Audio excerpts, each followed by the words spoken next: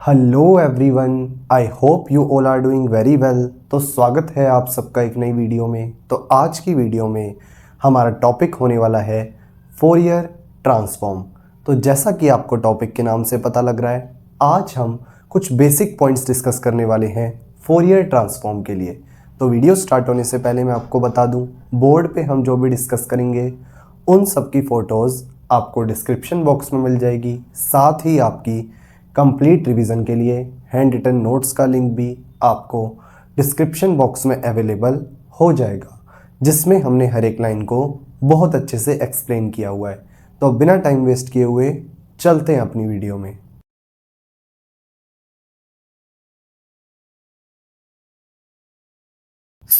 जैसा कि आपको पता है, आज हम डिस्कस करने वाले हैं फोरियर ट्रांसफॉर्म के बारे में। तो सबसे पहले समझते हैं फोरियर ट्रांसफॉर्म होता क्या है। तो फोरियर ट्रांसफॉर्म क्या है? एक मैथमेटिकल टूल है जिसका हम यूज़ करते हैं फ्रीक्वेंसी एनालिसिस ऑफ सिग्नल्स करने के लिए। यानी कि सिग्नल्स की फ्रीक्वेंसी एनालिसिस करने के लिए हम जिस मैथमेटिकल टूल का यूज़ करते हैं वो है फोरियर ट्रांसफॉर्म। अब फ्रीक्वेंसी एनालिसिस ऑफ सिग्नल्स से क्या मतलब है, यानी कि किस तरीके से सिग्नल्स बिहेव करेंगे फ्रीक्वेंसी डोमेन में, उसको निकाला जाता है एक मैथमेटिकल टूल से, जो कि है हमारे पास फोरियर ट्रांसफॉर्म। यानी कि फोरियर ट्रांसफॉर्म बताएगा कि फ्रीक्वेंसी डोमेन में किस तरीके से सिग्नल अपना बिहेवियर शो कर रहा है, यानी कि किस तरीके से वेरिएशन शो कर रहा है according to variation in frequency. यानी कि फ्रीक्वेंसी डोमेन में कैसे सिग्नल्स ऑपरेट करता है, ये हमें बताता है फोरियर ट्रांसफॉर्म। ठीक है, अब हम ये पढ़ते आ रहे हैं कि जो फोरियर सीरीज है वो एप्लीकेबल होती है खाली पीरियोडिक सिग्नल्स पे, जबकि जो हमारे पास ये फोरियर ट्रांसफॉर्म का कंसेप्ट अब आया है ये वैलिड होगा periodic as well as aperiodic signals दोनों के लिए। फोरियर सीरीज एप्लीकेबल है खाली पीरियोडिक सिग्नल्स के लिए, लेकिन फोरियर ट्रांसफॉर्म एप्लीकेबल होगा periodic as well as aperiodic signals के लिए। और इसी एडवांटेज की वजह से हमें क्या है, फोरियर ट्रांसफॉर्म का कंसेप्ट पढ़ना बहुत ज़रूरी है। ठीक, अब यूजुअली हमारे पास जो फोरियर ट्रांसफॉर्म है वो निकाला जाता है खाली एब्सोल्युटली इंटीग्रेबल सिग्नल्स के लिए। Now what is absolutely integrable signals? Absolutely integrable signals वो सिग्नल्स होते हैं जिनका जब हम इंटीग्रेशन करते हैं अपॉन अ डेफिनेट ड्यूरेशन तो हमें एक फाइनाइट वैल्यू मिलती है। तो इन्हीं एब्सोल्युटली इंटीग्रेबल सिग्नल्स के लिए ही हमारे पास फोरियर ट्रांसफॉर्म एग्जिस्ट करता है। जैसे कि energy signals are absolutely integrable signals, तो इनके लिए फोरियर ट्रांसफॉर्म एग्जिस्ट करेगा।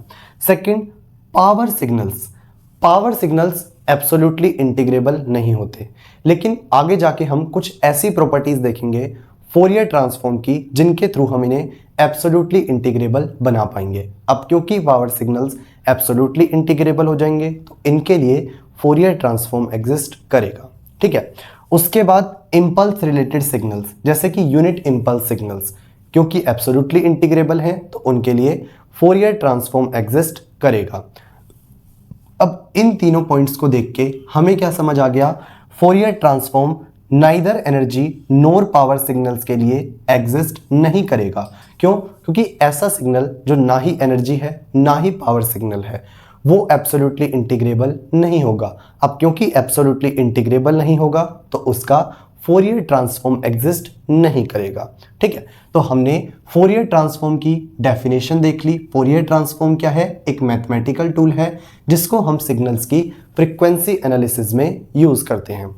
फोरियर ट्रांसफॉर्म एग्जिस्ट करता है periodic as well as aperiodic signals के लिए, साथ ही ओनली एब्सोल्युटली इंटीग्रेबल सिग्नल्स का ही फोरियर ट्रांसफॉर्म निकाला जा सकता है। अब हम समझते हैं कि अगर हमारे पास सिग्नल xt का हमें फोरियर ट्रांसफॉर्म करना है तो उस फोरियर ट्रांसफॉर्म को हम कैसे रिप्रेजेंट करेंगे।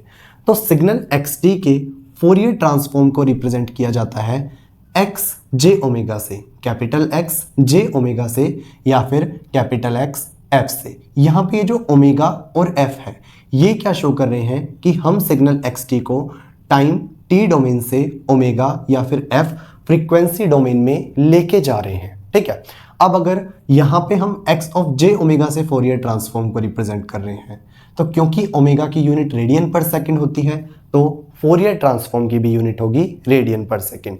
सिमिलरली अगर हमारे पास हम यूज कर रहे हैं x ऑफ f को, तो हमारे पास फोरियर ट्रांसफॉर्म की यूनिट होगी हर्ट्ज। ठीक है, अब जो ये x ऑफ j ओमेगा है इसको हम सिंपली x ऑफ ओमेगा भी लिख सकते हैं। क्यों? क्योंकि हमारा काम बस ये शो करना है कि हम फ्रीक्वेंसी डोमेन ओमेगा की बात कर रहे हैं। अब जो हमारे पास ये कैपिटल X j ओमेगा यानी कि फोरियर ट्रांसफॉर्म ऑफ xt है, क्या है? एक कॉम्प्लेक्स क्वांटिटी है, तो इसका मैग्नीट्यूड भी होगा और इसका फेज एंगल भी होगा। तो कैपिटल X j ओमेगा को हम लिख सकते हैं magnitude of x j omega into phase angle of x j omega. ठीक, अब हमने ये समझ लिया कि xt के फोरियर ट्रांसफॉर्म को हम रिप्रेजेंट करेंगे x j ओमेगा या फिर xf से। लेकिन ये x j ओमेगा निकालने का क्या फॉर्मूला है, यानी कि फोरियर ट्रांसफॉर्म ऑफ xt निकालने का क्या फॉर्मूला होता है? तो x j ओमेगा यानी कि फोरियर ट्रांसफॉर्म निकालने का फॉर्मूला है integration minus infinity to infinity xt e raise to the power minus j omega t dt। यानी कि xt का अगर हमें फोरियर ट्रांसफॉर्म निकालना है तो हमारे पास ये फॉर्मूला है।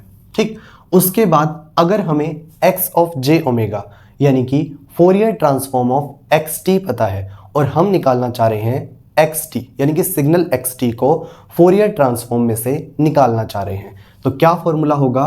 xt equals to 1/2 pi integration minus infinity to infinity capital x j omega e raise to the power j omega t d omega.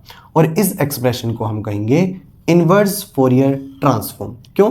क्योंकि हम फोरियर ट्रांसफॉर्म में से सिग्नल xt को निकाल रहे हैं, यानी कि जो सिग्नल से हमने फोरियर ट्रांसफॉर्म निकाला था अब उस फोरियर ट्रांसफॉर्म से सिग्नल निकाल रहे हैं, यानी कि एक इनवर्स प्रोसेस अप्लाई कर रहे हैं।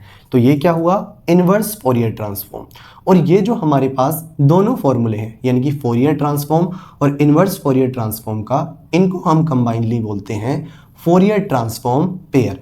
और दोनों ही फॉर्मूले एप्लीकेबल होते हैं खाली एब्सोल्युटली इंटीग्रेबल सिग्नल्स पे।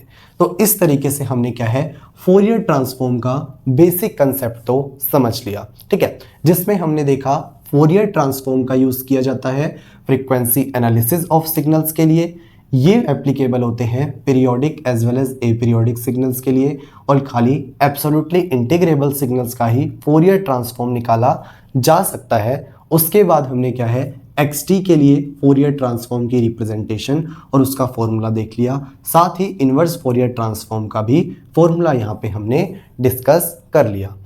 सो आई होप आपको आज का लेक्चर समझ आया होगा। बाकी आप नीचे दिए नोट्स पढ़ेंगे, आपको और अच्छी अंडरस्टैंडिंग मिलेगी। तो आज की वीडियो में इतना ही, मिलते हैं आपसे नेक्स्ट वीडियो में। Till then peace out, thank you.